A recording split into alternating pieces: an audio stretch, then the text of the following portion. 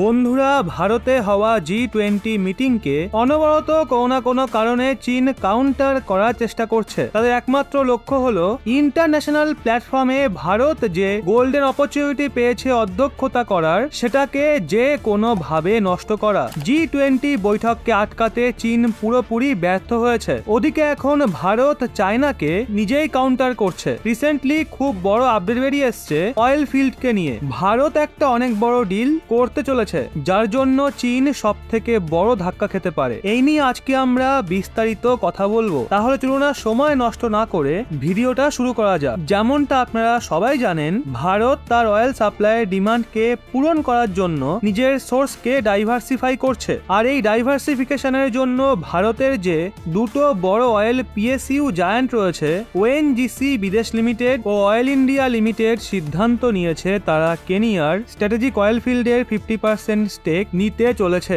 যদিও এই ডিলটা করা অত সহজ হবে না, কারণ চীনের নজরও এর ওপর রয়েছে। আর যদি ভারত এই ডিল করতে সক্ষম হয়, তাহলে এটা চীনের জন্য বিশাল অপমান হবে। যার জন্য চীন সব রকম ভাবে চেষ্টা করছে কোনোভাবে কেনিয়ার এই ডিল ভারতের হাত থেকে বেরিয়ে যাক। এই ডিলকে বোঝার আগে সবার প্রথমে কেনিয়া যে নিজের 50% স্টেককে বিক্রি করতে চাইছে, সেটার কিছুটা ব্যাক স্টোরি জেনে নেওয়া যাক। আসলে টুল্লো অয়েল পিএলসি কোম্পানির 50% স্টেক তো এই কোম্পানিরই কাছে রয়েছে, এবং বাকি 25% স্টেক আফ্রিকা অয়েল কর্পোরেশনের কাছে রয়েছে, এবং বাকি 25% টোটাল এনার্জির কাছে রয়েছে। কিছু সময় আগে এই তিনটে কোম্পানি অ্যানাউন্স করেছে তাদের টোটাল 50% স্টেক বিক্রি করতে চায়। মানে আফ্রিকান অয়েল কোম্পানি ও টোটাল এনার্জির নিজের 12.5% এবং টুল্লো অয়েল কোম্পানি নিজের 25% স্টেক বিক্রি করতে চায়, যেটা মিলিয়ে 50% দাঁড়ায়। আর এই ডিল নিয়ে ইন্টারেস্ট দেখাচ্ছে ভারত। বন্ধুরা, যখন এই ডিলের ব্যাপারে ভারত জানতে পারে, তো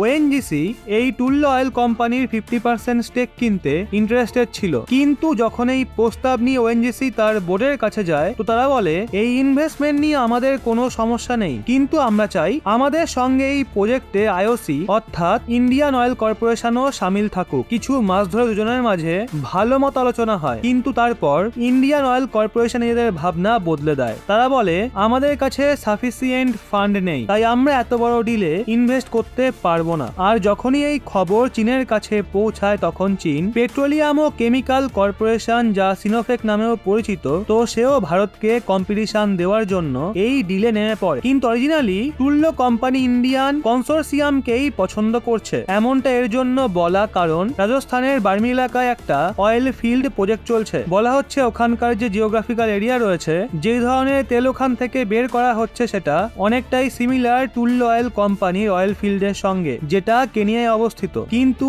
চীন এত সহজে এই ডিল ভারতের হাতে যেতে দেবে না। এর জন্য চীন এখানে সমস্যা সৃষ্টি করছে। চীন যেভাবে ঋণের জাল বিছিয়ে রেখেছে গোটা বিশ্ব জুড়ে, তার মাধ্যমে চীন ছোট ছোট দেশগুলোকে নিজের ঋণের জালে ফাঁসিয়ে রেখেছে। কেনিয়াও সেটা শিকার হয়েছে। আর সেই কারণে নিজের ঋণকে মেটানোর জন্য কেনিয়ার অনেক অ্যাসেট চীনের কাছে বন্ধক হয়ে পড়ে আছে, যেগুলোকে চীন যে কোনো সময় সিজ করতে পারে। এখন এটা দেখা ভীষণ ইন্টারেস্টিং হবে এই ডিল কি ভারতের হাতে আসে নাকি না। তো বন্ধুরা, এই বিষয়ে আপনাদের কি মনে হয়? ভারত কি এই ডিলটা পাবে? কমেন্টে অবশ্যই জানান।